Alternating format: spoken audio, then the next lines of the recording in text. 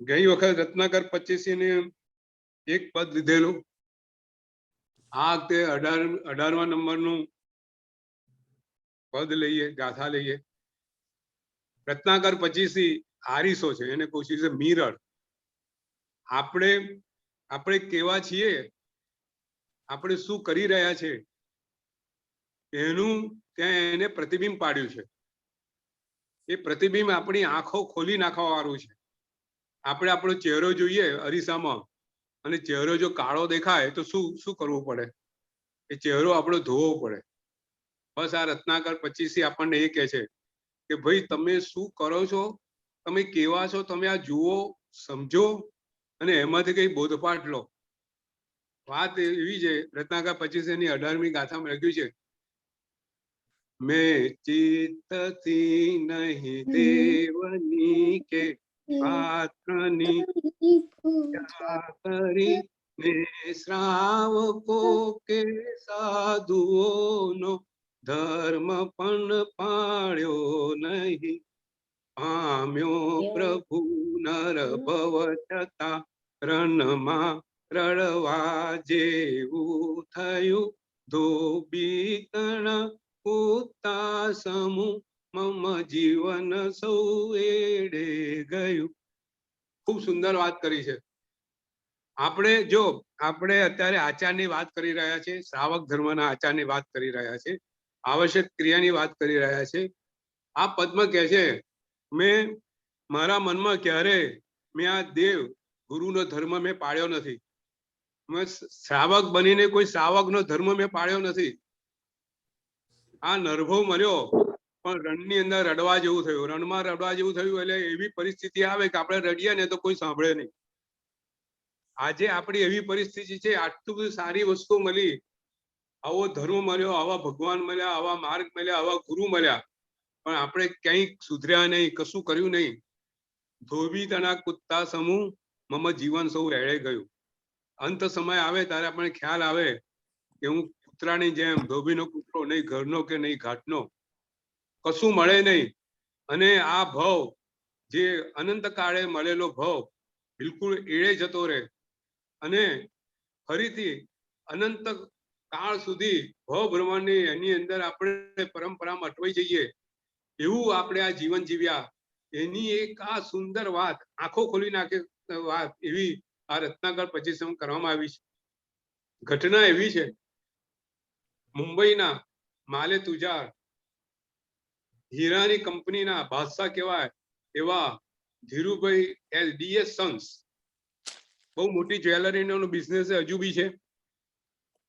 ધીરુભાઈ એના ફાઉન્ડર, ખૂબ મોટો બિઝનેસ એમનો, ધર્મની ભારે લગણી, અને સામાયિક રોજ કરે.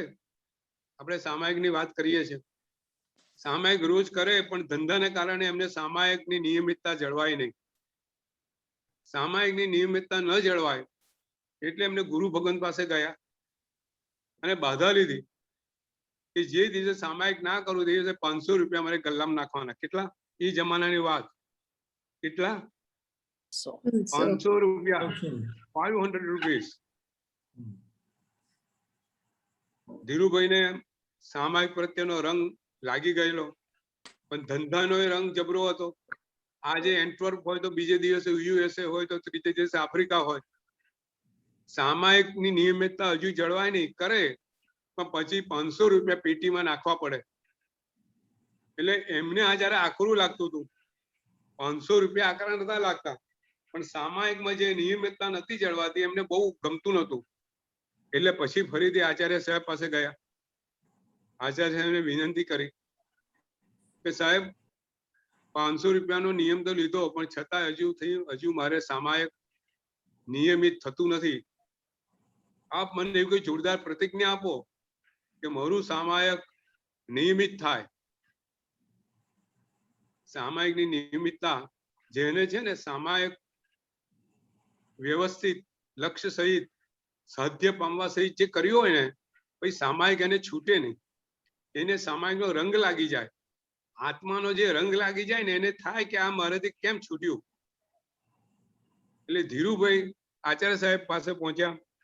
આચાર્ય સાહેબને વાત કરી કે 500 રૂપિયા તો હું ફરું છું, મને 500 રૂપિયાની કઈ બહુ મોટી કિંમત લાગતી નથી. કે 500 રૂપિયા 50,000 રૂપિયા જેવા હશે. કે 500 રૂપિયા મને કોઈ કિંમત દેખાતી નથી, તમે મને કઈ મોટી વાત આપો. અને એ વખતે ધીરુભાઈએ એક સામાયિક ન થાય તો 10,000 રૂપિયા, કેટલા? 10,000 રૂપિયા પોતે પેટીમાં નાખવા એમાં નક્કી કર્યું. અને આ રીતે એમને સામાયિક કાયમ થાય એવી વ્યવસ્થા કરી. આવું ઉત્તમ સામાયિક આપણે કેવી રીતે કરવું એ વાત આપણે સમજી રહ્યા છે, જાણી રહ્યા છે. ગઈ વખત આપણી સમજ છે ને, સામાયિક આવે ત્યારે ગઈ વખત વાત કરી હતી, ઘણા લોકોને મન છે સામાયિકમાં શું કરવાનું, ચોપડીઓ વાંચીએ, એકાદ નૌકાવાળી ગણી લઈએ એટલે સામાયિક પતી ગયો, પછી કંટાળો આવે. પણ સામાયિક એવું નથી. આપણે ગઈ વખત વાત કરી હતી કે સામાયિકમાં શું કરવાનું. કરમી ભંતેની અંદર પ્રતિજ્ઞા લઈએ છે કે સામાયિકમાં શું કરવાનું, એની બે વાત કરમી ભંતે સૂત્રમાં બહુ સ્પષ્ટ રીતે સમજાવેલી છે. સૌથી પહેલી વાત તો એ છે કે પાપ પ્રવૃત્તિનો ત્યાગ, સાવધ્ય. પાપની જે બધી નિંદનીય પ્રવૃત્તિઓ છે, જે પ્રવૃત્તિ આપણને નિંદા થાય, એ બધી પ્રવૃત્તિનો ત્યાગ સામાયિકમાં કરવાનો. એક એ કે પાપ પ્રવૃત્તિનો ત્યાગ કરવો, અને બીજું જે કઈ પાપ કરેલા છે એનું પ્રાયશ્ચિત કરીને જાતને એમાંથી વિસ્મૃત કરવાની છે. આપણી જાતને જે પાપ જે ક્રિયા જે કરી છે એને આપણે માફી માંગવાની છે અને એમાંથી આપણે મુક્ત થવાનું છે. આ બે ક્રિયા સામાયિકમાં કરવાની છે. આ ફંડામેન્ટલ છે, બરોબર છે. તો આપણે ગઈ વખત એ વાત સમજાતા કે ભાઈ આ પાપની ક્રિયાઓ સામાયિકમાં જે એમાંથી દૂર કેવી રીતે રહેવું, પાપ પ્રવૃત્તિનો ત્યાગ કેવી રીતે કરવો. તો પાપ પ્રવૃત્તિનો ત્યાગ આપણે સામાયિકની અંદર પ્રવૃત્તિ, પાપની પ્રવૃત્તિ શેનાથી થાય? આપણે જે વાત કરી હતી, મન, વચન અને કાયા ના યોગથી પાપની પ્રવૃત્તિ થાય, બરાબર ને? મનથી, વચનથી, કાયાથી આપણે પ્રવૃત્તિ કરી શકીએ. હવે મન, વચન ને કાયાને આપણે સ્થિર કરીએ તો પાપ પ્રવૃત્તિનો ત્યાગ થઈ જાય. બરાબર છે? બરોબર છે ને સંકેત? આ એકદમ ફંડામેન્ટલ છે. જો સમજો સામાયિકનું આપણે ફંડામેન્ટલ વાત કરીએ છીએ કે એનાથી આપણે આગળ વધવાનું છે. તો પાપ પ્રવૃત્તિનો ત્યાગ કરવા માટે મન, વચન અને કાયા ત્રણને સ્થિર કરવા જરૂરી છે. બરાબર છે? એટલે આપણે કાયાને સ્થિર કરીએ છીએ. એક જ આસનમાં બેસી જઈએ, પછી ઉભા થઈને ચાલતા નથી, હલતા નથી, કશું કરતા નથી. સામાયિકમાં બેઠા એટલે 48 મિનિટ બિલકુલ શાંતિથી સ્થિરતાપૂર્વક બેસવાનું, બરોબર? એટલે શરીરથી પાપ પ્રવૃત્તિનો ત્યાગ થઈ ગયો. પછી કશું બોલવાનું નહીં, મૌન રહેવાનું, અથવા તો જે ધર્મનું હોય એને લગતું બોલવાનું, કશું બોલવાનું નહીં. એટલે વચનથી બી પાપ પ્રવૃત્તિનો ત્યાગ થઈ ગયો. હવે ત્રીજી વસ્તુ મન ન રહેવું. અને આપણે અહીંયા આવ્યા હતા કે મન, હવે મનને સ્થિર રાખવાનું. સૌથી અઘરી વાત મનને સ્થિર રાખવાની છે. આપણે ગઈ વખત સમજ્યા હતા કે આ મન છે ને, મનને લોકો ઘણી ઘણી ઉપમા આપે છે. કોઈ કે મન વાંદરા જેવું છે, ભાગદોડ કરે. મન ચંચળ છે. તો કોઈ મન છે કે પવન જેવું છે, વાયુ જેવું છે. ચંચલ ચંચલ મન, વાયુ જૈસા મન. પવન આવે ને જાય એવી રીતે વિચારો આવે ને જાય. એટલે આવા મનને પકડવું અને પકડીને એને સ્થિર રાખવું ઘણું જ મુશ્કેલ કામ છે. બરાબર છે? આ મન પાછું બહુ મલિન છે. એ મનને કેવી રીતે પકડવું, એની વચ્ચે કેવી રીતે ઓળખીને એને પકડી રાખવું, આ બધું ખૂબ મુશ્કેલ કામ છે. એટલે મનને પકડવા માટે આપણે ત્યાં સામાયિકની અંદર 3 પાંખીઓ વ્યૂહ આપણે વાત કરેલી.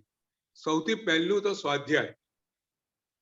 આપણે જો સ્વાધ્યાય કરશું, સ્વાધ્યાયની અંદર ભગવાને બતાવેલો જે માર્ગ છે એનો અભ્યાસ કરશું, તો આપણને આ મન કેવું છે, મનને કેમ પકડી રાખવું, મનને કેમ સ્થિર કરવું, કેમ જરૂરી છે, આત્મા પર કયા પ્રકારના દોષો લાગેલા છે, એ દોષો કેવી રીતે દૂર કરવા, એ બધી આપણને જાણકારી પ્રાપ્ત થાય. આ સ્વાધ્યાય કરવાથી એનાથી આપણા મનની અંદર ધર્મ પ્રત્યેની એક રુચિ, શ્રદ્ધા જાગૃત થાય, રુચિ જાગૃત થાય. એટલે શ્રદ્ધા અને રુચિ જાગૃત થવાથી શું થાય કે આપણે જે કઈ ધાર્મિક ક્રિયાઓ કરીએ છીએ એમાં બળ મળે, ક્રિયાઓ બળવંત થાય, ખૂબ તાકાતવાળી થાય, શક્તિવાળી થાય. એટલે આપણે જે સામાયિકમાં એકાગ્રતા મનની રાખવી છે, મનને આપણે જે સ્થિર રીતે પકડવું છે, એ બધું જો આપણે આ જ્ઞાન મેળવીએ, આ સ્વાધ્યાય કરીએ તો મન આપણું જાગૃત બને. આપણને ખબર પડે કે આ ચંચળ મન છે એને કેવી રીતે પકડાય, આ બધી જાણકારી પ્રાપ્ત થાય. એટલે આપણે આ સ્વાધ્યાય, આપણે ગઈ તો વાત કરી કે સ્વાધ્યાય આપણે ત્યાં 3 પ્રકારના શાસ્ત્રો આવેલા છે. એક આચાર સૂત્ર, વિચાર સૂત્ર અને વિકાસ સૂત્ર. આ બધાનો અભ્યાસ આપણે સામાયિકની અંદર કરવાનો હોય. એટલે આપણે 3 રીતે ભાગ પાડ્યા છે કે ભાઈ સૌથી પહેલું તો સ્વાધ્યાય કરવો, પછી બીજો વિભાગ ભાવના, અને ત્રીજો ભાગ ધ્યાન, જાપ અને ધ્યાન. તો સ્વાધ્યાયથી આપણે આગલી ભૂમિકા માટે તૈયાર થઈએ છીએ. મન આપણું એકાગ્ર બને છે, આપણે બધી સંસ્થાની પ્રવૃત્તિને કટ ઓફ થઈ જઈએ છીએ. સ્વાધ્યાય વાંચીએ એટલે શું થાય સંકેત, આપણે ધારો કે કોઈ બી પુસ્તક વાંચતા હોઈએ તો આપણને બીજા બધા સંસારના વિચારો આવે ના, મન એમાં એકત્રિત થઈ જાય. હા, એટલે આપણે સ્વાભાવિક રીતે આપણા સંસારની પ્રવૃત્તિથી કટ ઓફ થઈ જઈએ છીએ અને આપણું મન સામાયિકમાં લાગે છે. અને આ બધું જાણ્યા પછી આપણને એવું થાય કે આ સામાયિક, આ ધ્યાન, આ બધું કરવા જેવું છે. એટલે રુચિ ઊભી થાય છે. એટલે સ્વાધ્યાયથી આપણી ભૂમિકા, મનની ભૂમિકા તૈયાર થાય છે કે ભાઈ મન હવે તમે આગળ એકાગ્ર થઈ શકશો. એકાગ્ર થવાની તમારામાં તાકાત, શક્તિ, રુચિ બધું આવેલું છે. બરાબર છે. પછી એના પછી આપણે શું કરીએ છીએ, બીજું ભાવના ભાવવાની છે. આપણે ગઈ વાત કરેલી કે બીજું સ્ટેજ શું છે કે મનને ભાવિત કરવાનું. કેવી રીતે ભાવિત કરવાનું, આપણે ત્યાં 12 ભાવના, 4 ભાવના, એ બધી ભાવનાઓ છે કે જેની અંદર સંસારનું સ્વરૂપ, આપણે ગઈ વખત વાત કરેલી કે અશરણ ભાવના, અન્યત્વ ભાવના, અસાર સંસાર ભાવના, એકત્વ ભાવના, અન્યત્વ ભાવના, બરાબર, આશ્રવ ભાવના, અસુચિ ભાવના. આ બધી ભાવનાઓ આપણે સામાયિકમાં એના પર ચિંતન કરીએ તો આપણું મન સ્વાભાવિક રીતે સંસારમાંથી બહાર આવવા માંડે, આત્મા તરફ જવા માંડે. પછી પંચસૂત્ર છે, 18 પાપો છે, એના પરની ભાવનાઓ છે, પુણ્ય પ્રકાશનું સ્તવન છે, શાન સુધારસ છે. આ બધાની ભાવના આપણે ભાવવાની છે. એટલે આ કરવાથી આપણું મન છે ને તૈયાર થશે. એટલે શું થાય કે આપણને એક વખત સરસ એક વાત કરેલી મેં કે ભાઈ ખેતરમાં બીજ વાવવું છે તો બીજનું આપણને નોલેજ મળ્યું. આપણે ખેતર રૂપી જમીન છે અને પછી આપણે આ ભાવના શું છે, એનામાં પાણી સિંચન નું કામ કરે છે. આ જમીનને ખેડવાનું કામ કરે છે. પાણી નાખો, ખેડો તો જમીન તૈયાર થાય. એટલે તમે અંદર બીજ નાખો તો ઉગી નીકળે. એટલે આ ભાવના દ્વારા આપણે તૈયાર કરીએ. બરોબર છે.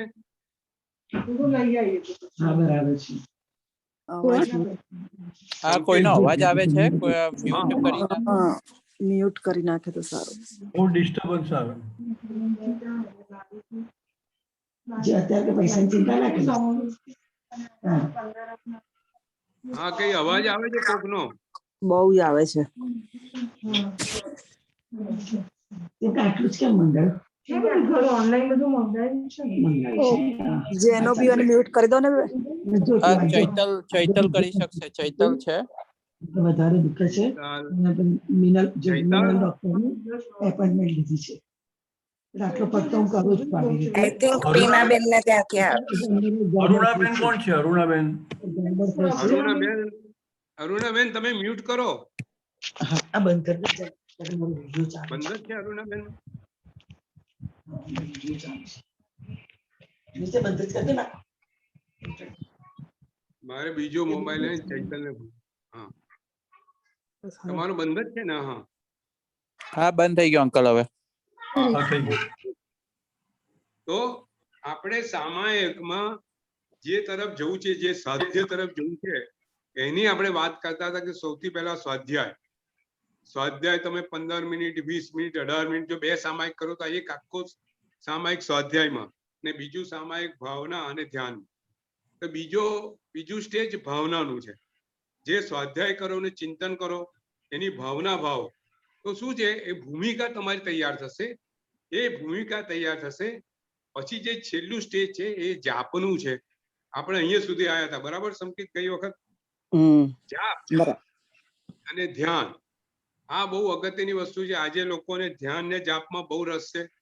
ધ્યાન કેવી રીતે કરવું, ધ્યાનમાં શું કરવું, ધ્યાનમાં કેવી રીતે આગળ વધાય, આ બધી વસ્તુ. જાપ શું છે, આ બધી વસ્તુ જાણવાનો ખૂબ રસ છે. આપણે આ જાપ શું છે, એના શું ફાયદા થાય, જાપ કેવી રીતે કરવાનો હોય, એનું શું આખી વિધિ છે, એની પાછળનું વૈજ્ઞાનિક રહસ્ય શું છે, આપણે થોડું સમજવાનો પ્રયત્ન કરીશું. જાપ એટલે શું? જાપ એટલે કોઈ બી પદ, કોઈ બી શબ્દ વારંવાર એનું રટન કરીએ એને જાપ કહેવાય, બરાબર ને? નમો હરિહંતાણમ કે ઓમ રીમ નમો સિદ્ધાણમ, ઓમ રીમ નમો હરિહંતાણમ કે આખું નવકાર પદ આપણે એને વારંવાર બોલીએ એ જાપ થયો, બરાબર? બરાબર છે ને? હા બરાબર. હવે આપણે સમજીએ. આપણે જો મનને એકાગ્ર કરવાનું છે, એ એકાગ્ર કરવા માટેની આપણે આ પદ્ધતિ, એક જાપની પદ્ધતિ આપી છે. તો જાપમાં શું થાય છે, આપણું મન છે ને, આપણે શાંત બેસીએ ને એટલે મન દોડવા માંડે. મન દોડવા માંડે એટલે શું થાય, જાતના વિચારો આવે. એક વિચાર પછી બીજો, બીજો પછી ત્રીજો, ત્રીજો પછી ચોથો. અને આ વિચાર ઘણી વખત પેરેલલ સમાંતર બધા વિચારો ચાલતા હોય. એક બાજુ ખાવાનો વિચાર આવતો હોય, એક બાજુ છોકરાને ભણવાનો વિચાર આવતો હોય, ભલે આપણે સામાયિકમાં હોઈએ. આ વિચારો કન્ટિન્યુઅસ ચાલતા હોય. હવે એ વખતે આપણે જાપ ચાલુ કરીએ એટલે શું થાય કે આપણું ધ્યાન જે પદ બોલીએ છીએ પદ ઉપર જાય. એટલે આપણા જે વિચારો આજુબાજુ ફરતા હતા એને બદલે એક પદ ઉપર વારંવાર જાય, બરોબર? એટલે જો આ આખી વૈજ્ઞાનિક પ્રક્રિયા છે જાપની. એટલે શું થાય કે તમે જે જાપ કરો છો, જે જાપ બોલો છો, એમાં તમારું ધ્યાન એકાગ્ર થતું જાય. એટલે જે પેલા બધા વિચારો છે બધા હટતા જાય. એટલે અહીંયા વિચારોને આપણે એક જ વિચાર દ્વારા આપણે ત્યાં કોન્સન્ટ્રેટ થઈએ છીએ. એટલે જાપ દ્વારા આપણો જે વિચારો, બધા વિકલ્પો, જાતના ભાતના વિચારો આવતા હતા એને બદલે એક જ વિચારની અંદર આપણું મન જોડાય. આ જાપ પાછળનું વૈજ્ઞાનિક રહસ્ય છે, બરાબર છે? શું થાય કે તમારી એકાગ્રતા વધે. જાપ કરો એટલે શબ્દ ઉપર તમારું ધ્યાન હોય, એને શબ્દ બોલતા જાઓ એ તમારી એકાગ્રતા વધે. હવે આજનું સાયન્સ શું કહે છે આ વસ્તુને તમે સમજો. આજે સાયકોલોજીસ્ટ એ એના પર બહુ અભ્યાસ કર્યો. જે સાયકોલોજીસ્ટ અભ્યાસ છે, માનસશાસ્ત્રીઓ, જે લોકો સ્ટ્રેસ મેનેજમેન્ટ ને એ બધાનો અભ્યાસ કરીને આપણી જે માનસિક રોગો છે એને દૂર કરવા માટે જાપનું મહત્વ એ લોકો બી સમજ્યા છે. અને એ લોકોએ કીધું છે કે શું થાય છે એક્ઝેક્ટલી આ જાપ કરીએ ને ત્યારે આપણા છે ને મગજના 2 ભાગ છે. જેને ખબર હોય એને ખ્યાલ હોય કે જમણી બાજુનું મગજ ને ડાબી બાજુનું. ખબર છે બધાને? એક ડાબી બાજુનું મગજ ને એક જમણી બાજુનું મગજ. હવે જો આ આખી વૈજ્ઞાનિક પ્રક્રિયા તમને એટલે સમજાવું છું કે તમને જાપ કરવામાં એક રસ ઉભો થાય અને આ જાપ કરવા જેવો છે, આ ધ્યાન કરવા જેવું છે, એના કેવી રીતના ફાયદા આજના મોડર્ન મેડિકલ સાયન્સમાં આપેલા છે. હવે જ્યારે આપણે જાપ કરીએ છીએ તો નોર્મલી શું છે, ડાબું મગજ છે ને આપણે બહુ એક્ટિવ હોય. એના ડાબા મગજનું કામ શું? લોજિકલ એનાલિટિકલ થિંકિંગ કરે. દરેક વસ્તુને આ સાચું છે, ખોટું છે, તર્ક મૂકે, એની સામે બીજો વિચાર કરે. આવી રીતે આપણી જે મનના જે વિચારની પ્રવૃત્તિ છે ને ડાબા મગજથી ચાલ્યા કરતી હોય. એને એનાલિટિકલ કે એટલે આ જાગૃત મન છે. જાગૃત મનની જે બધી ક્રિયાઓ છે એ ડાબા મગજથી થતી હોય, બરાબર છે? તો જ્યારે આપણે જાપ કરીએ ને ત્યારે જાગૃત મન છે ને પેલા વિચારોને બદલે આ પદ એને પકડવું પડે. જાગૃત મનને શું થાય કે આપણે જે પદ બોલીએ એના તરફ એનું ધ્યાન જાય. એટલે જે બીજા બધા વિચારો આવતા હોય, જે લોજિકલ થિંકિંગ હોય, એમાંથી જાગૃત મન બહાર આવી જાય. સમજો, જે જાગૃત મન છે, જે ડાબું મગજ છે, હવે એને કાર્ય શું કરવાનું રહ્યું? જે પદ છે એને સંભાળવાનું, એના પર વિચાર કરવા. એટલે એની જે બહાર વિકલ્પોની આખી પ્રવૃત્તિ છે, ડાબું મગજ કરતું બંધ થઈ જાય ને ડાબા મગજનું કાર્ય ફક્ત ખાલી પદ સાંભળવાનું ને એમાં રહી જાય. એટલે આવું થાય એટલે શું થાય કે જે મન વિચારોથી થાકી ગયેલું હતું, આપણે બહુ વિચાર કરીએ આપણે થાકી જઈએ છીએ. સંકેત આપણે વિચારો કરીએ એટલે માથું દુખે, બધું થાય છે, બરાબર ને? કોઈ એટલા વિચાર કરે થાકી જઈએ, ઊંઘે ના આવે, પછી એ વિચારો ચાલ્યા જ કરે, એ બધું થાય. આ બધા માનસિક બધા રોગ કહેવાય. હવે શું થાય, આ જયારે પદ બોલો ને ત્યારે મગજ એ બધું બહાર આવી જાય અને એ જ એકને એક પદ પર વિચાર કરતા મગજને ત્યાં ડાબા મગજને આરામ મળે. જે શ્રમ હોય એ ઓછો થઈ જાય. પણ એક તે પેરેલલ શું થાય કે જમણી બાજુનું મગજ છે ને આખું કાર્ય હાથમાં લઈ લે. જો આ સાયકોલોજી સમજાયેલી છે કે જાપથી શું ફાયદા થાય. એટલે જમણું મગજ કાર્ય હાથમાં લઈ લે. એ જમણું મગજ છે ને એ એનાલિટિકલ માઇન્ડ નથી, એ ઇમોશનલ માઇન્ડ છે, એ લાગણી વાળું છે, એ ઇન્ટ્યુઝિવ છે. એટલે તમારી આખી જે ઘટના પ્રત્યેની જે રિએક્શન હતું, પ્રતિક્રિયા કરતા હતા, એ હવે તમે એનાલિટિકલ કરતા નથી, તમે ઇન્ટ્યુઝનથી કરો, તમે લાગણીથી કરો છો. એટલે તમારી આખી વિચારસરણી દ્રષ્ટિમાં ફરક પડે.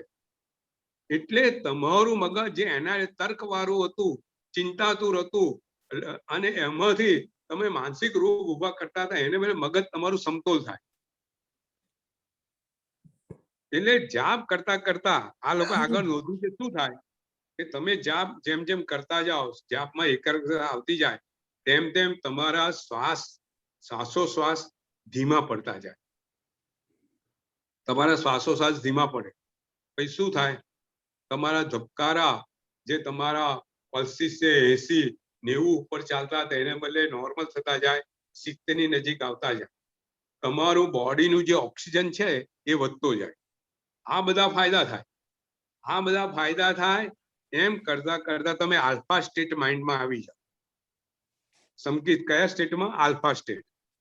આજે જે લોકો સાયકોલોજીનો અભ્યાસ કરે છે, કે જે લોકો ખબર છે કે આપણે મનને જે સ્ટેજીસ બતાવ્યા છે એ 4 પ્રકારના સ્ટેજ બતાવ્યા છે.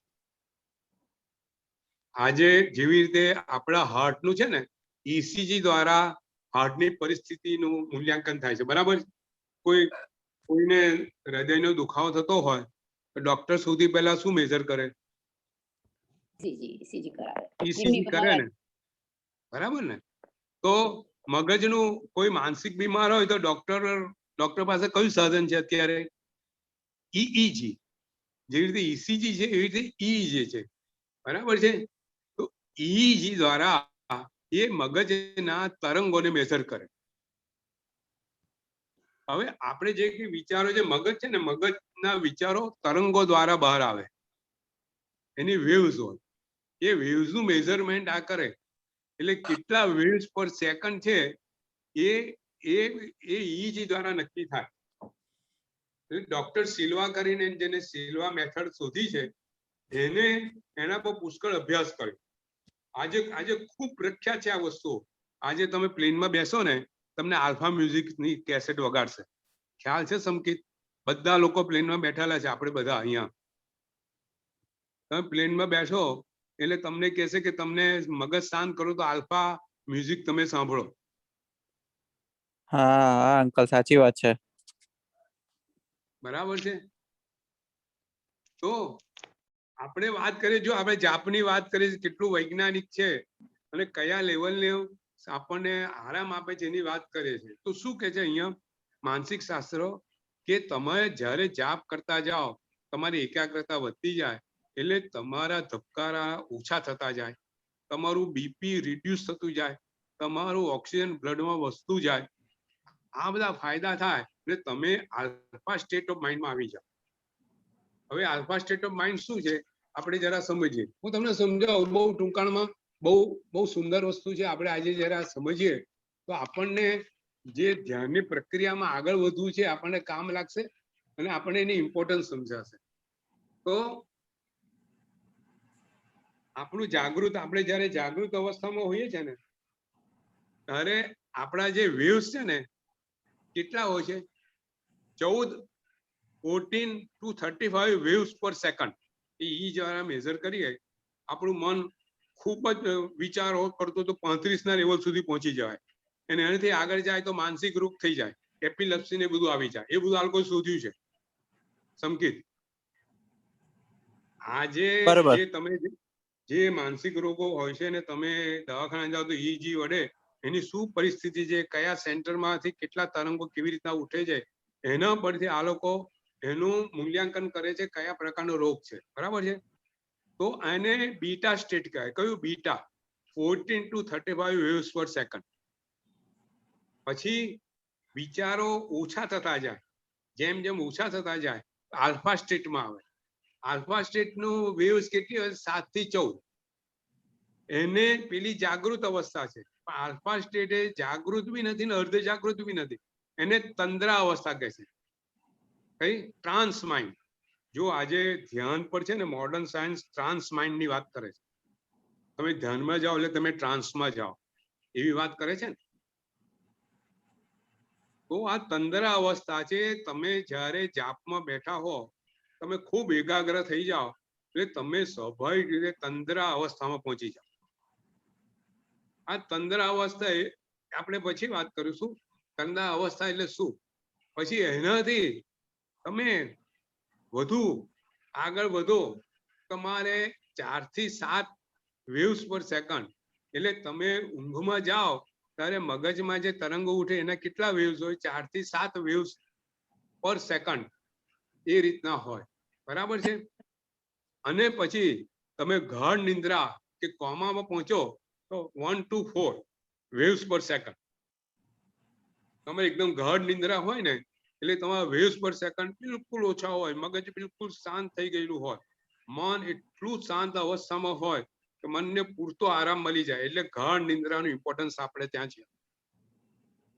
સંકેત આ વાત બરાબર, એકદમ સાયન્ટિફિક છે અંકલ. આ તો બધું એકદમ જ બરોબર છે. ખૂબ સુંદર વાત છે. મારા વાંચવામાં આવીને મેં આ સામાયિક ની અંદર જ્યારે આ જાપની વાત કરી ત્યારે આ વાતનું અનુસંધાન જાપ સાથે મળી બી જાય છે અને આપણને મળી ગયું.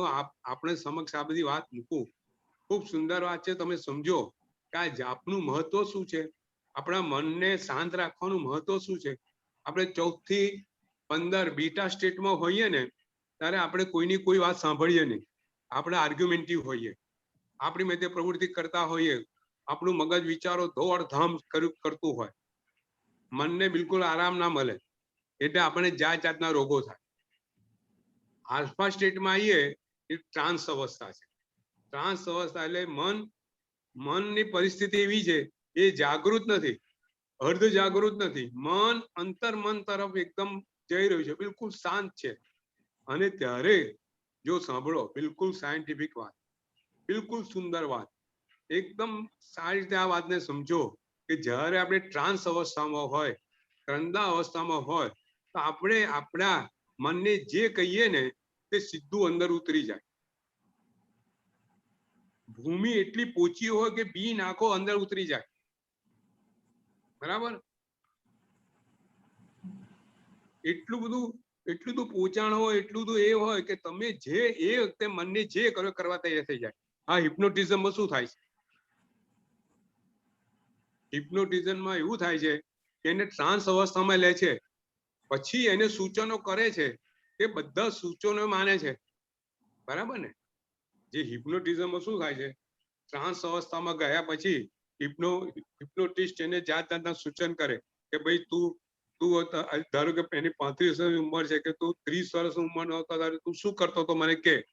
એટલે પેલો જીવ પોતાને અજાણપણે 30 વર્ષની ઉંમરમાં પહોંચી જાય અને પોતે શું કરે છે બોલવા માંડે.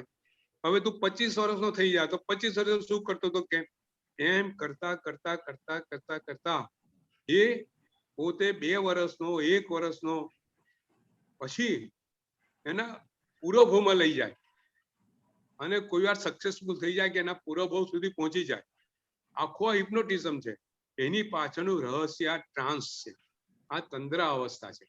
એટલે ભગવાન શું કહે છે, જાપ કરો, જાપ કરતા કરતા કરતા તમારી ટ્રાન્સ અવસ્થા આવી જાય અને તમે જે મંત્રો બોલો છો એ મંત્રો તમારી અંદર ઉતરી જાય અને મંત્રો તમારા અંદર ઉતરી અને તમારા આત્માને જાગૃત કરે અને તમારા મંત્રો દ્વારા તમારી ચૈતન્ય શક્તિ જાગૃત થઈ જાય.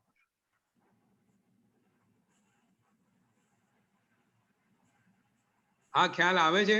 હા કોઈને અંકલ જબરજસ્ત છે, જબરજસ્ત છે અંકલ. આ તો पूरा साइंटिफिक है.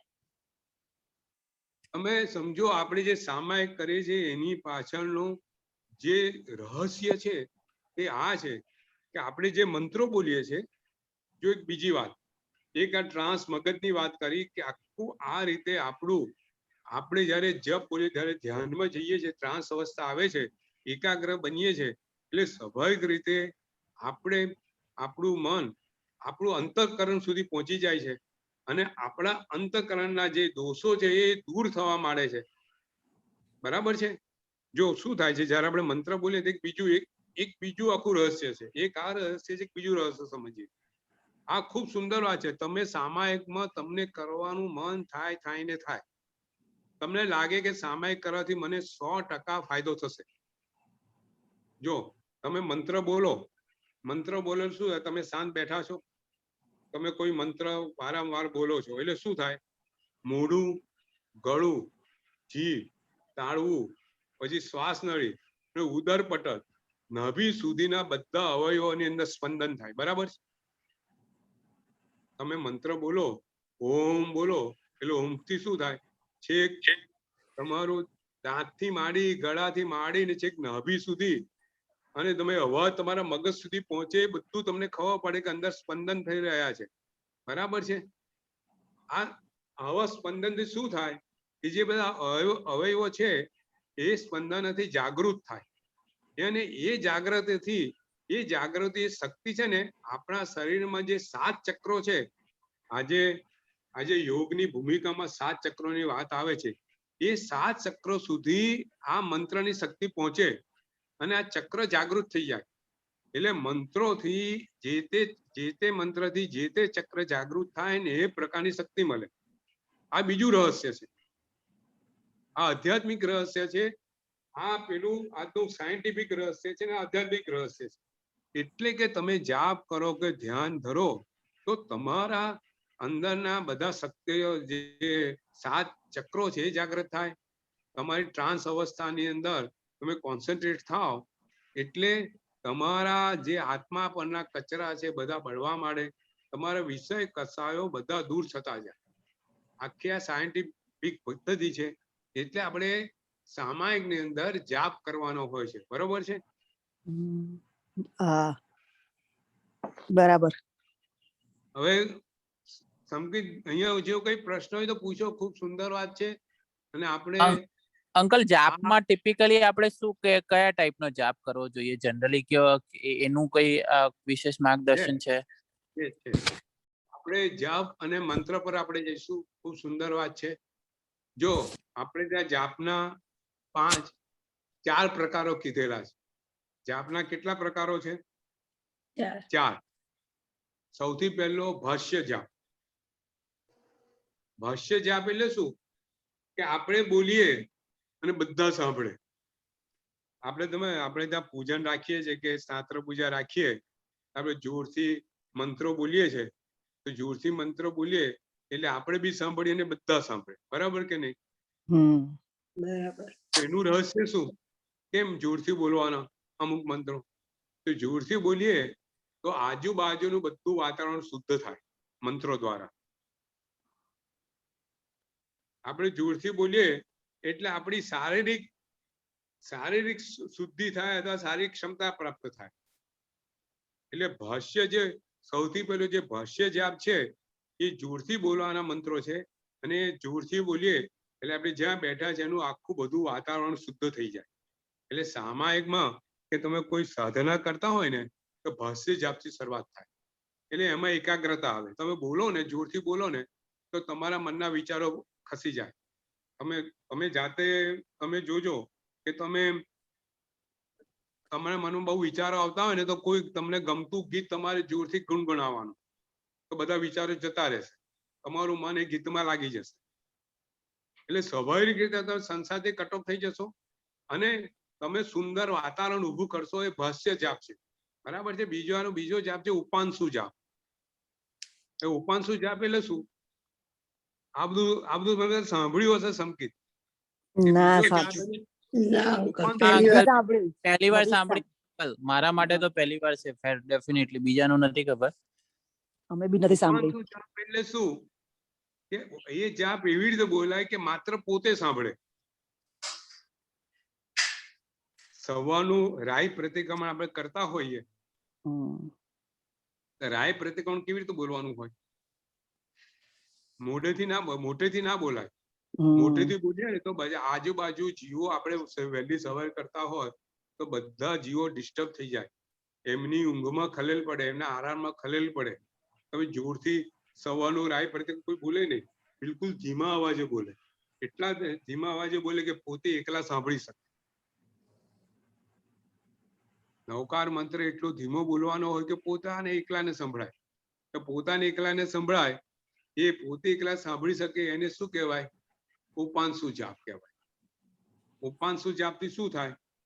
ઉપાંશુ જાપથી આપણે મન સુધી પહોંચ્યા. આપણે પોતે સાંભળીએ છીએ, આપણી અંદર સુધી પહોંચવાનો એક પ્રયોગ થયો. પહેલા જે ભાષ્ય જાપ હતો એટલે બહારના વાતાવરણ જે હતું એમાંથી થોડા નજીક સુધી પહોંચ્યા.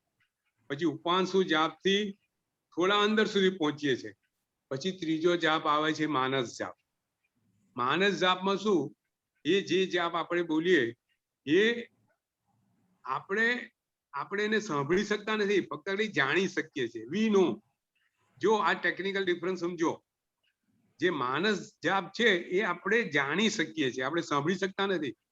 નવકાર મંત્ર હોઠ કફડાયા વગર મનમાં બોલીએ તો આપણને સંભળાય. એ આપણને શું સંભળાય? એ આપણે મનથી જાણી શકીએ. એ માનસ જાપ કહેવાય. એને શું કહેવાય?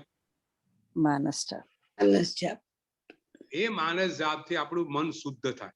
આપણે મન સુધી પહોંચી ગયા છે. જો વધારે અંદર જઈએ છે, આપણે ધ્યાનમાં વધુ અંદર જઈ રહ્યા છે, બહુ ટેકનિકલી સમજીને કે સૌથી પહેલા આપણે ઉપાંશુ જાપ કર્યો, ત્યાર પછી આપણે ઉપાંશુ જાપ કર્યો. ઉપાંશુ જાપ કર્યા પછી આપણે માનસ જાપ કરીએ છીએ. અને માનસ જાપમાં વધતા ચોથો જાપ કયો છે? અજપા જાપ. તમે જુઓ કેટલી વિભૂતિઓ અજપા જાપમાં હોય. એમનો જાપ અંદરથી ચાલતો જ હોય, અને એ જે અંદરથી જાપ ચાલતો હોય એમાં પોતે જાગ્રત પણ એમને ક્યાંય કશી ખબર ના હોય. આપણે ત્યાં છે ને, આપણે શરીરમાં બધી અમુક ક્રિયાઓ ચાલતી હોય છે, આપણને ખબર પડે છે? જો ના અંકલ, અમુક વસ્તુ ઇનવોલન્ટરી થતી જ રહેતી હોય અંદર. ઇનવોલન્ટરી આપણી જાણની બહાર. એવી રીતે અજપા જાપ આપણી જાણ બહાર થતો હોય, એ આત્મસાત થઈ ગયેલો હોય. આપણે તો ખૂબ સુંદર દાખલો છે. આજે પ્રવચનનો કોઈ દાખલો આવ્યો નથી, એકદમ ટેકનિકલ પ્રવચન ચાલ્યું, પણ અચાનક આ દાખલો યાદ આવ્યો. આપણે રત્નસ્વામી મહારાજ સાહેબ આ દાખલો ઘણી વખત કે બધાએ સાંભળેલો હશે, પણ છતાંય અજપા જાપ શું છે એનું મહત્વ. એક વખત અજપા જાપ આવી જાય આપણા જીવનમાં તો આપણો બેડો પાર થઈ જાય. આપણા આત્મા સુધી પહોંચી ગયેલો જાપ છે. આપણી બધા આ સંસ્કાર છે. અજપા જાપ આપણીનો સંસ્કાર રેડે છે, સમજી લો. આપણે કેવા સંસ્કાર લઈને આવ્યા છે અને અજપા જાપ વડે આપણે કેવા સંસ્કાર નાખવા છે એની વાત છે. એક વખત એક છોકરો રતન સુંદર મહારાજ સાહેબ પાસે આવ્યો. ટ્રસ્ટીઓ બધા બેઠેલા હતા અને આચાર્ય સાહેબને વાત કરી, સાહેબ આપ મારી ઘેર પધારો. રત્ન સુંદર સાહેબ જલ્દી કોઈની ઘેર જાય નહીં. કોઈ વિશિષ્ટ કારણ હોય, બહુ મોટું શાસન ભરવાનું કાર્ય હોય, કે કોઈને ખરેખર અસમાધિમાં હોય, કોઈ વિશિષ્ટ કાર્ય હોય ત્યારે રત્ન સુંદર મહારાજ સાહેબ જાય. ટ્રસ્ટીઓ બધા બેઠેલા હતા. એટલે રત્ન મહારાજે પૂછ્યું કે ભાઈ તારી ઘેર કેમ આવવાનું? કે મારા માતુશ્રી છે, 80 વર્ષ ઉપરની ઉંમર છે, ખૂબ ખરાબ પરિસ્થિતિ છે, આપ મારા સાહેબ આવો, એમને જુઓ, આશીર્વાદ આપો. પણ રત્ન સાહેબ મારા સાહેબ બહુ માને નહીં. એટલે ટ્રસ્ટીએ કીધું કે સાહેબ તમે એમની ઘેર જાઓ, તમને બહુ આશ્ચર્ય થશે, જોઈને તમે નહીં માનેલી એવી વસ્તુ તમને જીવનમાં જોવા મળશે. રત્ન સાહેબને આશ્ચર્ય થયું કે ચાલ કે તારે ત્યાં આવું. બધાએ કીધું, બધા ગુરુ મુનિ ભગવંતોએ કીધું કે સાહેબ તમે એમને ત્યાં જાઓ, જવા જેવું છે. એટલે રત્ન સુંદર મહારાજ સાહેબ એ છોકરાને ત્યાં ગયા. ફ્લેટમાં રહેતો હતો, થોડા માળ ઉપર, નાનકડો ફ્લેટ. છોકરો રત્ન મહારાજને લઈ એની ઘેર આવ્યો.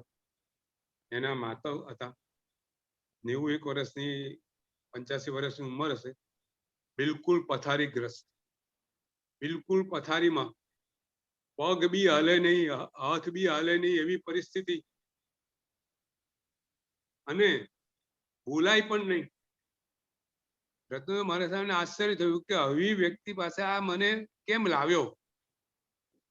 એટલે પછી છોકરાએ એની માને કીધું કે માં, રત્ન મહારાજ સાહેબ આવેલા છે, તો સહેજ આમ ડોકું ફેરવે, બીજું કશું થાય નહીં. માં તમે ઊભા થાવ, ઊભા બી ના થઈ શકે, ખાલી ડોકું હલાવે, બીજું કશી પ્રવૃત્તિ ના થાય. પછી માં મહારાજ સાહેબ આયા છે, તમે બોલો, આશીર્વાદ માગો. બોલવા જાય, એનાથી આગળ વધી શકે નહીં. એનું જે બ્રેન હેમરેજ થયેલું, જે સ્ટ્રોક આવેલો, બોલવાની શક્તિ બી જતી રહેલી. હવે દીકરો માને કે છે કે માં નવકાર બોલો. અને રત્ન સુંદર મહારાજ સાહેબના આશ્ચર્ય વચ્ચે એ માતુશ્રી ત્યાં નવકાર બિલકુલ સ્પષ્ટ બોલે છે. નવકાર, નમો અરિહંતાણમ, નમો સિદ્ધાણમ, જાણે એના શરીરને કશું બન્યું નથી એવો સ્પષ્ટ નવકાર ત્યાં બોલે છે. મહારાજ સાહેબ, રત્ન મહારાજ સાહેબ આશ્ચર્ય થાય છે. જબરું કહેવાય. આ જીવે, આ બહેને, આ માએ નવકારને કેટલો આત્મસાત કર્યો છે. આ પરિસ્થિતિમાં બ્રેન સ્ટ્રોક આયા પછી પણ એ નવકાર બોલી શકે છે, બીજું કશું બોલાતું નથી, માત્ર નવકાર બોલી શકે. એટલે આવી અદ્ભુત, જ્યારે આપણે મંત્ર આત્મસાત કરીએ ને ત્યારે પરિસ્થિતિ આવી થાય. મને છે ને જયઘોષ મહારાજ સાહેબ નો વાત બહુ યાદ આવે. એમને છે ને બધા આગમો બિલકુલ આ વાત કરેલી, બિલકુલ મોડે, કયા પાન પર કયો વાક્ય છે, કયો શબ્દ, બધું ખબર. છેક સુધી એમની આવી જાગૃતિ. તમે ઊંઘમાં એમની સાથે બેઠા હો ને, એ સૂતા હોય ને, તો આગમો ચાલતા હોય, તમને ખબર પડે. આખી રાત એમનો આગમનો સ્વાધ્યાય અજપાજાપ ચાલતો, બિલકુલ. એટલે આ જે વિભૂતિ, જે મહાન વ્યક્તિઓ થઈ ગઈ, જેને આ બધા મુનિ ભગવંતો, ગુરુ ભગવંતો, જે વિશિષ્ટ લબ્ધિ વાળા, એ લોકોએ આ બધા જાપ ને છે ને અજપા જાપના લેવલ સુધી લઈ ગયેલા. અને આપણે પણ આ સામાયિક દ્વારા, આ જાપ દ્વારા આપણે અજપા જાપ સુધી પહોંચવાનું છે. બરાબર છે? હવે જાપ કેવી રીતે ગણવાના? સંકેત. હવે જો આપણે સામાયિકમાં આગળ વધતા જઈએ છીએ, આપણે સામાયિકના લેવલ, પહેલું સ્ટેજ શું હતું? આપણે સ્વાધ્યાય. સ્વાધ્યાયથી આપણને સામાયિક કરવાનું ગમ્યું, સામાયિકમાં શું કરવાનું આપણે જાણકારી પ્રાપ્ત થઈ, ન કરવાનું આપણે છોડવાનું, કરવાનું એ બધું જાણકારી થયા. પછી આપણે ભાવના ભાવવાથી આપણી ભૂમિકા તૈયાર થઈ. બરાબર ને? આપણે ભૂમિકા તૈયાર થઈ. હવે આપણે જાપમાં આગળ વધ્યા છે. આપણે પહેલા ભાષ્ય જાપ કર્યો, પછી ઉપાંશુ જાપ કર્યો, બરાબર, માનસ જાપ કરીએ છીએ. માનસ જાપ એટલે અંદર સુધી પહોંચી ગયા કે આપણા આત્મા સાથે એ જાપ લાગી ગયો, અને આપણા આત્માના સંસ્કારો એવા દ્રઢ બન્યા કે ભવો ભવ સુધી આપણને કામ લાગશે. બરોબર છે? હમ આપણું બીપી બધું જતું રહ્યું, આપણા માનસિક રોગો નાશ પામ્યા, આપણી માનસિક અવસ્થા સમ બની ગઈ, ડાબું મગજ ને જમણું મગજ બંને પેરેલલ શક્તિ વાળા થઈ ગયા. પહેલા એકલું ડાબું મગજ શક્તિશાળી હતું, સંકલ્પ વિકલ્પમાં ચાલ્યા કરતું હતું, રોગો પેદા કરતું હતું. આપણું જમણું મગજને આપણે ક્યારે ઉપયોગમાં નતો કર્યો. હવે ડાબું મગજ ને જમણું મગજ બંને સમતોલમાં આવી ગયું, આપણે સમ અવસ્થામાં આવ્યા, અજપા જાપ સુધી અવસ્થામાં પહોંચ્યા. આવો જાપ આપણે કેવી રીતે કરવાનો સંકેત, આપણે ત્યાં એની વિધિ બતાવેલી છે. આપણે વિધિ આપણે જોઈએ આજે, આપણે મંત્રો પર જઈશું, પણ એ પહેલા વિધિ. મંત્રો તો શું છે આપણે વાત કરીએ, પણ વિધિ પહેલા જાપની વિધિમાં જે મંત્રો કેવી રીતે ગણવાના એ આપણે જરા આજે જાણીએ. તો સૌથી પહેલા જેને પોતાને અનુભવ ના હોય જાપનો, પહેલી વખત બેઠા હો, જાપ જાતે ગણવાના હોય કે ભાઈ 108 નવકાર ગણવાના છે, તો આપણને નવકાર ગણવાનું મોઢે મોઢ ફાવતું ના હોય તો આપણે શેનો ઉપયોગ કરીએ? નવકાર વાળી. એટલે સૌથી પહેલું સ્ટેજ કયું? નવકાર વાળી દ્વારા જાપ ગણવાનું. બરોબર છે ભાઈ? 108 નવકાર ગણવાના છે, તો નવકાર તમને મોઢે થતા ના હોય તો તમે શેનાથી ગણો? નવકાર વાળી. બરાબર છે. પણ જેને કાવસક ધ્યાનમાં છે, જેને હાથ પણ હલાવવાના નથી, નવકાર વાળીમાં શું થાય? નવકાર વાળી તમારે આંગળી પર લો, આંગળી પર લેવાની અને અંગૂઠા વડે મણકો ખસેડવાનું. બરાબર ને સંતોષબેન? આ રીતે બરોબર છે ને? નવકારી વડે આ ખસેડતા જવાનું. હવે ધ્યાનમાં હો, આપણે ધ્યાનની પ્રક્રિયામાં શરીર હલવું જોઈએ? ન હલવું જોઈએ. કાવસકમાં હોય તો શરીરથી બિલકુલ સ્થિર, તો નવકારાળી ગણાય નહીં, મનથી ગણવું પડે. પણ આપણે જે કક્ષા સુધી પહોંચ્યા નથી એટલે અંગૂઠો હલાવીએ છીએ, એના પર આ હલાવીએ છીએ, હજુ આપણે નવકારીના મણકા તરફ ધ્યાન છે. આ મણકો ગયો, બીજો મણકો આવ્યો, ત્રીજો મણકો આવ્યો, ચોથો મણકો આવ્યો, એવું આપણે વિચાર કરીએ છીએ. એટલે આપણું ધ્યાન વિક્ષેપ થતું હોય છે. પણ આ રીતની શરૂઆત નવકાર વાળીથી કરવાની હોય. બરોબર છે? નવકાર વાળી 108 મણકાની આવે, કોઈ 27 મણકાની આવી, ઓછ ગરમ ગણવાનું. હવે આપણે એ સ્ટેજ થી આગળ વધ્યા. પહેલા બીજા ધોરણથી એકડિયામાં હતા, નવકારવાળીનો ઉપયોગ કરતા હતા. હવે એકડિયામાંથી આપણે આગળ વધ્યા. હવે આપણે નવકારાની જરૂર નથી, વેડા. આપણા આંગળીમાં કેટલા વેડા છે? How many? કેટલા કાઉન્ટ થાય? અંગૂઠા વડે વેડા ગણવાના હોય તો કેટલા થાય? 12 થાય ને? 12 થાય ને? આંગળીઓના 12 થાય. બરાબર. એટલે હવે આપણે નવકારવાળી બાજુ પર મૂકી દીધી, એક સ્ટેજ આગળ વધ્યા. આપણે 108 ફક્ત ખાલી વેડા પર ગણીએ છીએ. આપણે હવે બહારના ઉપકરણની જરૂર નથી, માત્ર શરીરનો ઉપયોગ કરીએ છીએ, ઉપકરણ વગર. એટલે વેડાથી ગણીએ. હવે વેડાથી ગણતા ગણતા છે ને, એની પદ્ધતિ હોય છે, એને આવૃત કહે છે. એના આવૃત કેવી રીતના હોય છે કે ભાઈ શંખાવ્રત, નંદાવ્રત. એટલે જે વેડા હોય છે એને વેડાને કદાચ તમને આવતી વખત હું ચિત્ર દોરીને મોકલીશ. એના આવૃત એટલે તમે 1 2 3 4 છે ને, તમે અહીંથી આમ કરી જો, આમ કરી, આમથી આમ, આમ આમ કરીને આ શંખ થયો, આ નંદાવ્રત થયું. ખ્યાલ આવ્યો? આવી રીતે ગણો એ નંદાવ્રત.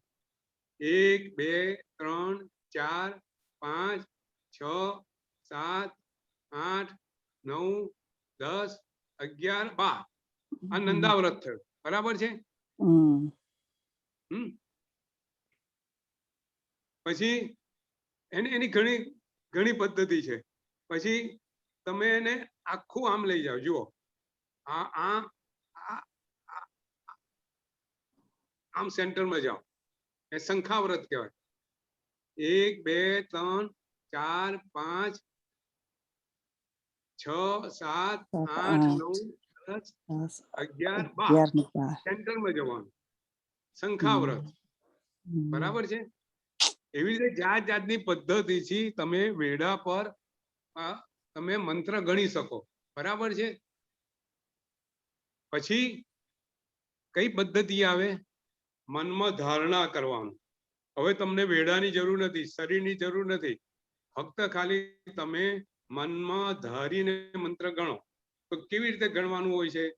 તો એને છે ને આપણે ત્યાં કમલબદ્ધ મંત્ર કીધેલો છે. સંકેત સાંભળો, હા બધાય ખ્યાલ અંકલ. આવે છે? હા આ હા જો ખ્યાલ આવે. બિલકુલ ટેકનિકલ વાત આજે કરીએ છીએ કે કેવી રીતે મંત્રો ગણવાના. તો એમાં સૌથી પહેલું આપણે નૌકારવાળીથી ગણ્યું, પછી વેડા 1 થી 12 રીતે ગણ્યું, પછી જુદા જુદા આવૃતો રીતે ગણ્યું. હવે આપણી મનની એકાગ્રતા એવી વધી ગઈ છે કે આપણે મનમાં ધારીને પણ નૌકાર ગણી શકીએ. તો કેવી રીતે ગણવાના? જો કમળ છે, કમળ છે ને, કમળને સેન્ટરમાં રાખવાનું અને એને 8 પાંખડી વાળું કમળ ચિંતવાનું. કેટલું? 8 પકડી. 8 8 પાંખડી. બરાબર છે? 8 હમ. પીટલ્સ. ઓકે. તો જે સેન્ટર છે એમાં નમો અરિહંતાણમ કલ્પવાનો, જે આખી ધારણા છે. હવે વિઝ્યુલાઇઝેશન છે. હવે આપણે એ સ્ટેજ પર પહોંચ્યા છે કે આપણે વિઝ્યુલાઇઝ કરી અને મંત્ર ગણવાનો છે. એટલે વિઝ્યુલાઇઝ સ્ટેજ પર પહોંચીએ એટલે આપણે અજપા જાપની નજીક પહોંચતા જઈએ છે. બરોબર છે? માનસ જાપની અંદર પહોંચતા જઈએ છીએ અને અજપા જાપ તરફ પહોંચતા જઈએ છીએ. તો સેન્ટરમાં નમો અરિહંતાણમ કલ્પવાનો. પછી ઉપરનું જે સેન્ટર છે, ઉપર છે એ પહેલી પાંખડી, એ નમો સિદ્ધાણમ. પછી 3 બિલકુલ આડું, એટલે ઉપરની ધારો કે પૂર્વ દિશા મૂકીએ તો પછી ઉત્તર દિશા મૂકીએ તો પૂર્વ દિશામાં નમો આયરાણમ. પછી છેલ્લે નીચે નમો ઓજ્જાયાનમ. પછી બાજુ પર નમો લોહે સર્વ સહુનમ. પછી વચલી દિશા આ બાજુની ઉત્તર ને પૂર્વ વચ્ચેની નૈઋત્ય, એના તરફ એસો પંચ નમુકારો, સર્વ પાવ પણાસણો નીચે તરફ, મંગલાનંચ સવ્વેસીમ પડમમ હોય મંગલમ. એ રીતે આખો નૌકાર 8 જે પદ છે, 8 જે કમળની જે પાંખડી છે, એમાં નૌકાર આપણે ચિંતવાનો, એની ધારણા ધરવાની અને એવી રીતે નૌકાર ગણવાનો. આ ધારણા દ્વારા મંત્ર ગણ્યો કહેવાય. સંકેત. બરોબર અંકલ. ગણવાને અંકલ આનું કોઈ ચિત્ર કે કોઈ વિઝ્યુલાઇઝેશન માટે આનું કોઈ ચિત્ર હોય તો થોડું વધારે આપણને એકદમ ક્લિયર થઈ જાય. આનું કોઈ ચિત્ર આ જો. ચિત્ર મોકલીશ તમને નેક્સ્ટ ટાઈમ. હા હા હું તમને આમાં આ એક બધું સવાલ છે, એક પૂછવું છે એમાં કે આ હા. રીતે નૌકાર તો ગણ્યો પણ કાઉન્ટિંગ કેવી રીતે કરો 108? હા, ઈઝી છે. હું તમને ગણાવું, હું તમને કરાવું. જુઓ, ઘડિયાળના કાંટા ગણવા, ઘડિયાળના કાંટા નજર સામે રાખવાના. ઘડિયાળના કાંટા જોયેલા છે ને? ઘડિયાળના કાંટા 1 થી 12 હોય. હા. બરાબર? બરાબર? એકડા ઉપર પહેલો નૌકાર થાય, બીજા પર બીજો નૌકાર થાય, ત્રીજા પર ત્રીજો નૌકાર થાય. બરોબર? એમ ગણતા જવાનું.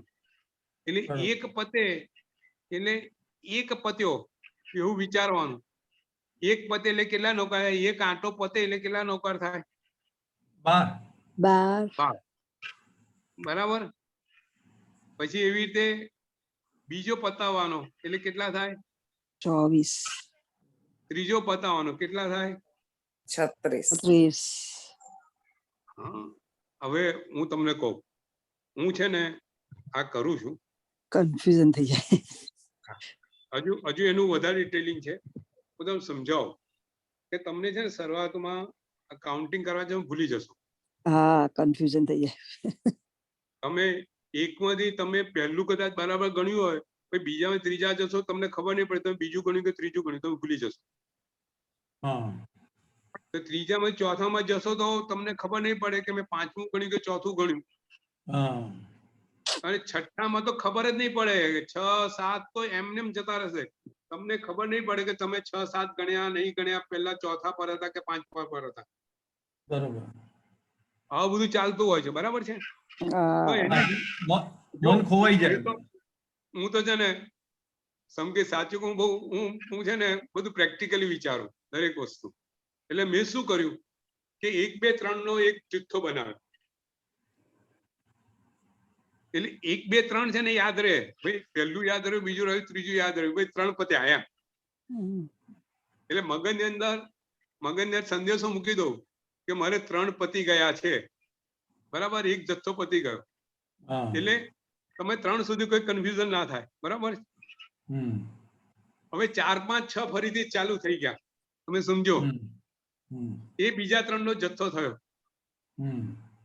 એટલે 4, 5, 6 તમે કરો એટલે તમને થાય કે બીજો જથ્થો પત્યો, એટલે તમારે 4, 5, 6 માં કન્ફ્યુઝન બિલકુલ ના થાય, બરાબર છે. પછી 7, 8, 9 આવે કે આ છેલ્લો જથ્થો છે, આ છેલ્લું કરવાનું રહ્યું. એટલે 7, 8, 9 અને ભાઈ 9મું તો એટલું સરસ કરવું છે કે મારું કશું ધ્યાન આડોળું જાય નહીં, બરાબર. એટલે તમારે આ રીતે 108 નૌકાર આરામથી ગણાય. નીતિન, બરાબર. એટલે માનસિક રીતે આવી રીતે ગોઠવણી કરવાની, આવી રીતે ગોઠવવાનું. જુઓ, હું તમને સમજાવું. હજુ તો એમાં કેવી રીતે આગળ જવાનું, હજુ તો છે ને, હજુ તો નવકાર મંત્રનો આપણે એવી રીતે નથી લીધું, પણ એમાં આપણે શું શું કરવાનું હોય હજુ ઘણી પદ્ધતિ સમજાવવાની છે.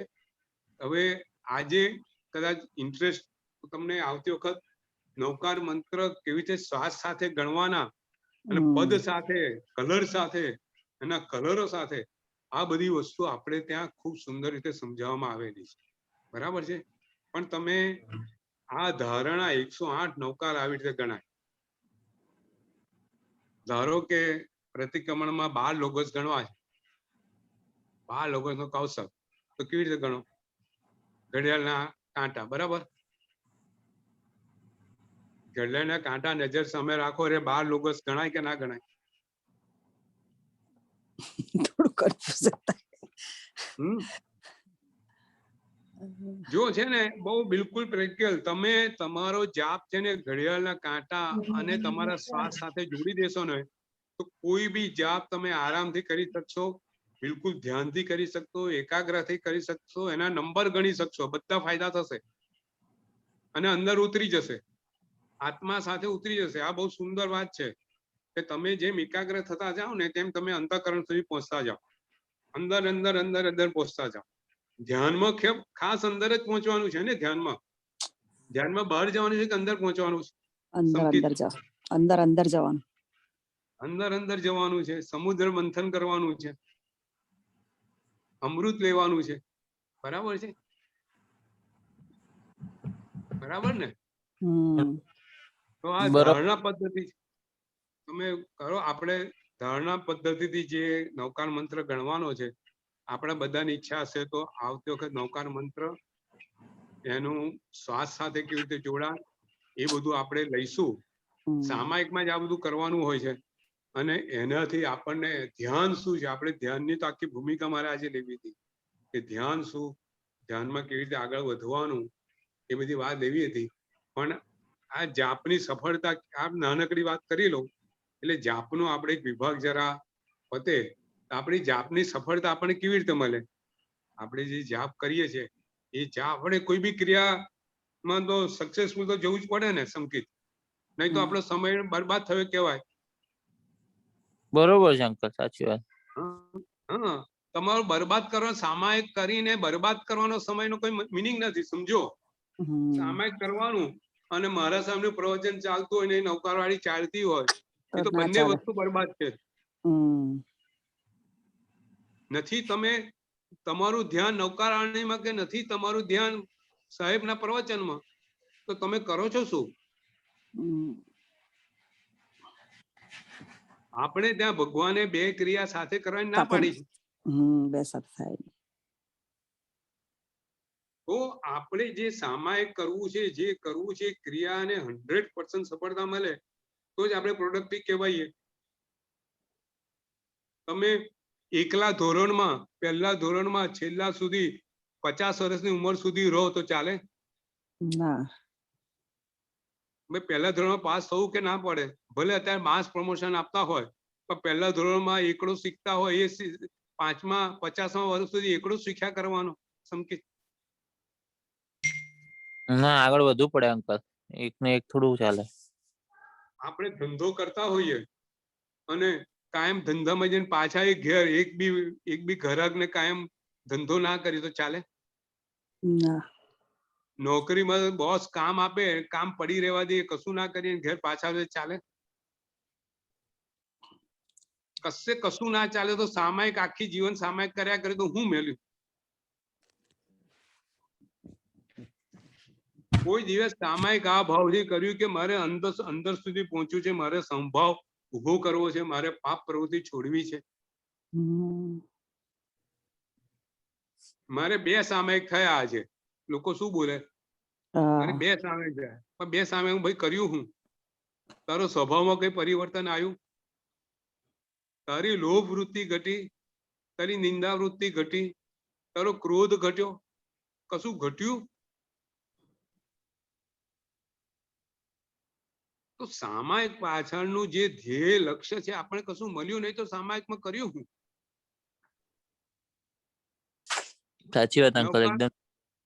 નૌકારાળી ગણતા ગયા પણ ધ્યાન તો નથી નૌકારમાં. ધ્યાન તો ભાઈ આજે શાક કયું આવશે ને આજે કેરી ક્યાં મળશે ને આજે પેલા છોકરાને મારે ફી ભરવાની ને એમાં તમે સામાયિક કરી તો પછી મતલબ શું? જો આપણે ત્યાં એવું કીધું નથી કે તમે સામાયિક બંધ કરો.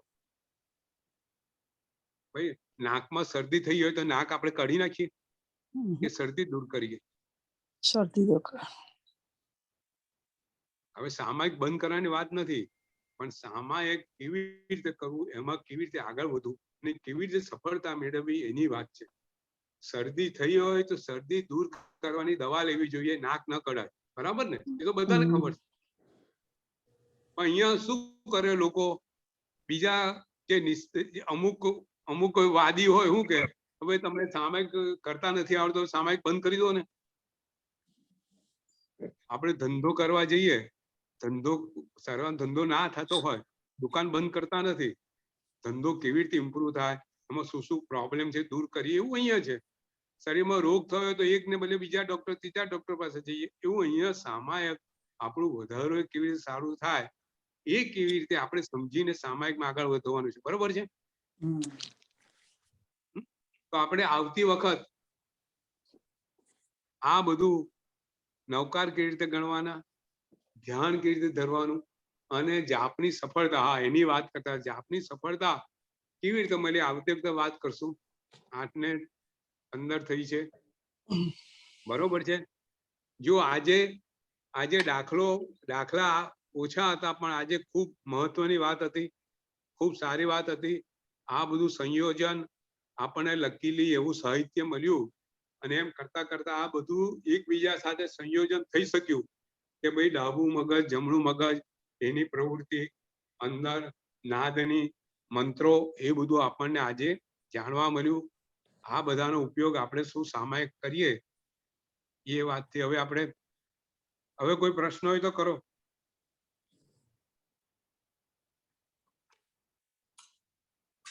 અંકલ એકદમ નવી વાતો હતી, અહીં ક્યારે નથી સાંભળી અંકલ. એકદમ બધી ટેકનિકલ વાતો હતી, બહુ સરસ. नितिन, संतोष बहन कोई प्रश्न कीजिए. संतोष बहन आपका तो प्रश्न आना ही चाहिए. आप सही कह रहे हैं, पर आपके इतने अच्छे प्रश्न हैं, आपके सारे प्रश्नों के जवाब आ जाते हैं. प्रश्नों देखो, ज्ञान ऐसा है ना, जैसा समाधान होता है तो दूसरा क्वेश्चन उत्पन्न होता है. कई बार ऐसा लगता है कि ये प्रश्न उठे क्यों नहीं अब तक. कई बार तो ऐसा लगता है ये प्रश्न नहीं उठे, वही आपने उठा के उसके जवाब दे दिए. बहुत ही सुंदर, बहुत सुंदर. प्रश्न क्या, आप जो बता रहे हैं वो पहली बार ही सुन रहे हैं. इतने टाइप के जाप हैं, इतने समय की समया है.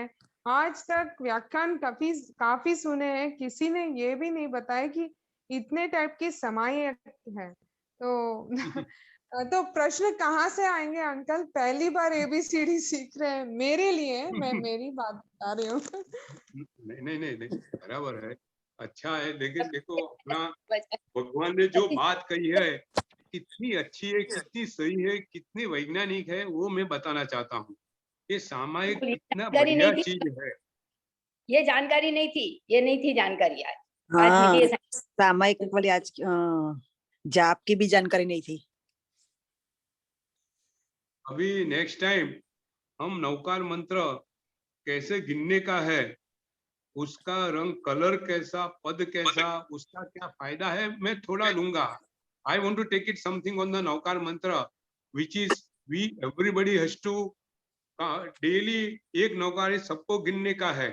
हाँ एक सामायिक देखो संतोष बहन, आप तो इतने सामायिक करते हैं, लेकिन जो लोग सामायिक नहीं कर रहे हैं, मुझको ये सामायिक के पीछे मेरी एक भावना है कि सब मेरे सुनने वाले सब लोग एक सामायिक जीवन में करें डेली. बिल्कुल बिल्कुल सही कैसे कह भी रहे हैं. करके समय निकाले. अगर डेली नहीं होता है तो वीकली वन से चालू कीजिए और उसका फायदा लीजिए. देखो मैं समझाता हूँ, उसके फायदे इतने अद्भुत है, एक दफे जीवन में आ जाएगा ने कभी जाएगा नहीं. નથી આવતું મને.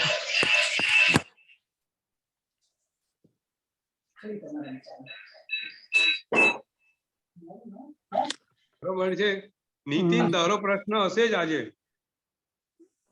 ના, મારે તો આજ પ્રેક્ટિકલી આ બધી વસ્તુ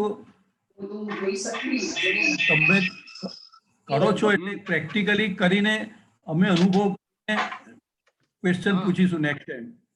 હા, તમે પ્રેક્ટિકલી કરો તો હા. પ્રશ્ન આવશે. હું બધાને સલાહ શું આપું છું કોઈ તો ખરી? કે હવે તમે છે ને કમલબદ્ધ નૌકા ચાલુ કરો. હું છે ને આવતી વખત હું એનો પટ બનાવવાનો મેં પ્લાનિંગ કર્યું છે. મેં લખીને અહીંયા ડીપી વાળાને આપેલું છે. હું તારે મોકલું. કેમ કે એ મારું પટ તૈયાર થશે તો હું તમને મોકલી આપીશ બધાને. અવાજ આવે છે. પ્રેક્ટિકલી થોડું ખબર પડે આપણને હું આ હા. તારે મોકલું પહેલા. કઈ રીતે થાય છે એમ. બરોબર ને? Reply forward. એટલે અમે લોકો આજે પ્રેક્ટિકલી કરીશું આજે. હા, ફોરવર્ડ. સરસ સરસ. બધા કરજો. સંકેત તમે લોકો થોડો સમય આપજો, 5-10 મિનિટ એનો એક પ્રયોગ કરજો કે જેથી તમને ખ્યાલ આવે તમે ક્યાં છો ને શું છે. આજે જુઓ, આજે એક વસ્તુ સમજો સંકેત, આપણે એક વસ્તુ આપણે જીવન એ રીતે જીવીએ છીએ, આપણે એવું લાગે છે કે બધું આપણે જે રીતે જીવીએ છીએ બધું અપ ટુ ડેટ છે, બરાબર છે, તો એવું નથી. માનસિક રોગ કેટલા લોકોના વધી જાય છે, ઘરમાં કેટલા પ્રોબ્લેમ છે, સેજ વાતમાં લોકો ઉશ્કેરાઈ જાય છે, લોકોના સંબંધો તૂટી જાય છે, પૈસા હોવા છતાં આપણે લોકો એકબીજા સાથે રહી શકતા નથી. આ બધાનું કારણ શું છે કે આપણે ફક્ત ખાલી તર્ક, આપણા સાધનો પર જીવવા માંગીએ છીએ, આપણે ભાવનાઓ પર જીવવા માંગતા નથી, એકબીજાના સંબંધો સાથે જીવવા માંગતા નથી. આ બધું કારણ છે. એમાંથી બહાર આવે તો એક નવી દુનિયા છે. આપણે જોયેલી છે એક જમાનામાં મા બાપ વચ્ચે 4-4 ભાઈઓ અને 3-3 બહેનો જોડે રહેતા હતા. ઘરમાં એક જ સંડાસ હતું, તમે સમજો, એક જ રસોડું હતું અને સુવા માટે કોઈ બેડરૂમ હતા નહીં. બધા વચ્ચે આપણે મસ્તીથી રહેતા હતા, શાંતિથી રહેતા હતા, આનંદથી રહેતા હતા. એ બધું પતવા જાય. સવાલ જવાબ ચાલે છે. એમાં કઈ સવાલ કઈ વોટ્સઅપમાં કાઢું કોને? આ કોઈનું માઇક ચાલે છે. હા, કોનું ચાલે છે? બહુ જ ચાલે છે.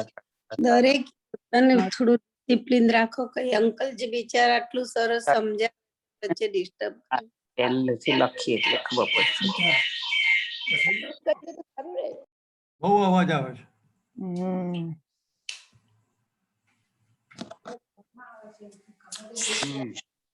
હાજી હા. ચાલો હવે આપણે નૌકાર ગણીશું. સંકેત છૂટા પડીએ. આવતી વખત ફરીથી વાતો કરશું. હા અંકલ, ચોક્કસ. આપણે નેક્સ્ટ ટાઈમ છે ને ટ્રાય કરીશું કે ચૈતલ સાથે છે ને કોઈ બીજો પણ હું કે બીજો જે બી હોય ને એ આપણે કોઈ શૂટ કરી શકીએ. તો કોઈ એ રીતે ફોન બાજુમાં મૂકીને જતા રહ્યા હોય તો આપણે ડિસ્ટર્બ ના થાય બીજાને. બહુ ડિસ્ટર્બ. બીજા એક જણને જોડે રાખશું. બરાબર. હા, એટલે એ શું છે, ગમે ત્યારે પેલું એ કરી શકે, મ્યુટ કરી શકે. હા, બરાબર. ઓકે ઓકે, સારું. ચૈતન્ય વાત કરું છું. બરાબર. ચૈતલ નથી. આપણે નૌકાર ગણીશું.